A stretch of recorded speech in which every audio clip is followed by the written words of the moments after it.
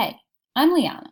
This is a short video about my community placement site, Mornington Community Health Centre, and a brief outline of the preparation for my project titled Identifying Weight Bias and Weight Stigma in the Healthcare Setting.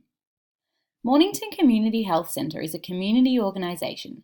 However, it is part of a much bigger organisation called Peninsula Health.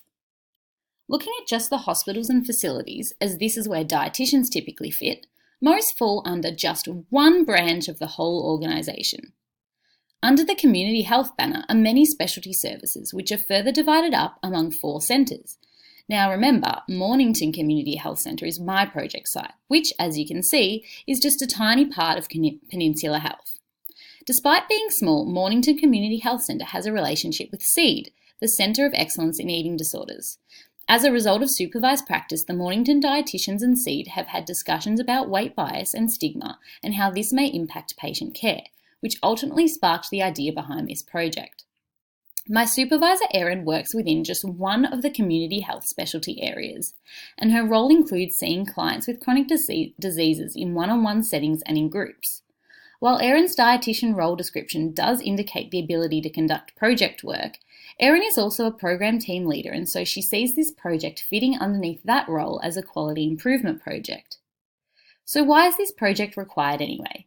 Various studies have shown that weight loss therapy is unsuccessful, yet within Mornington Community Health Centre, many internal referrals are being made to dietetics recommending weight loss. If allied health staff are holding bias and stigmatising patients living in larger bodies, then their treatment and access to healthcare is likely to be compromised. Thus, the goal, objectives and strategies of this project are on the screen as follows. Now to the program management cycle and what I will be doing in each component. The needs assessment phase will involve conducting a literature search to find out what we broadly currently know about weight bias and the impact weight stigma has on health. Since there is seldom relevant local data, this project is a priority because the community health dietitians have identified that many internal referrals are being made around weight, suggesting weight bias and/or stigma is at play within Peninsula Health. The planning phase has involved planning the goals, objectives and strategies. These particular strategies have been prioritised due to the fact it is convenient to survey clients when they come into community health centres, and because it is easy to access all allied health staff via email. Planning the implementation of the client survey involved developing a weight stigma assessment tool with the intention to have this printed and handed out to as many clients as possible, in waiting rooms of the 4 health centres and to clients attending various groups. The plan to evaluate the client survey involves manually entering client responses onto an Excel spreadsheet to determine the percentage of responses. Planning the implementation of the staff survey involved finding the best validated tool for assessing weight bias, transferring the tool onto REDCap software in the form of a survey, testing its functionality and then sending out a survey link via email to all allied health staff.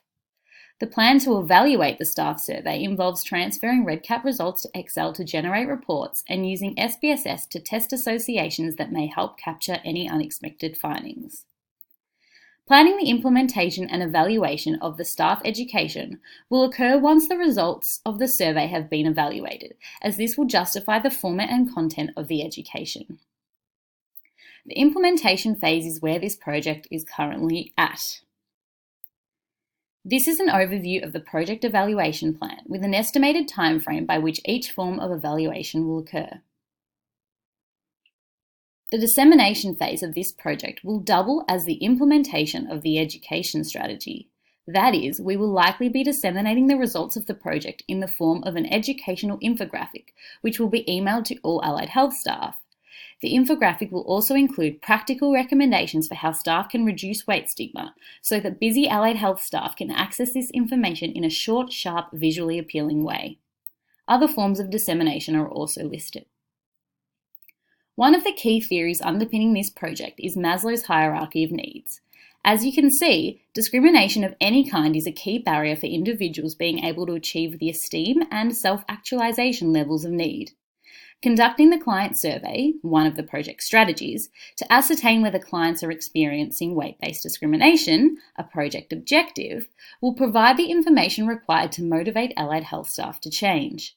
If stigma is reduced and eradicated, clients will be encouraged to achieve self-actualization, thus enabling a sense of belonging, respect, and equality within the healthcare system and meeting the objective, the overall goal of the project.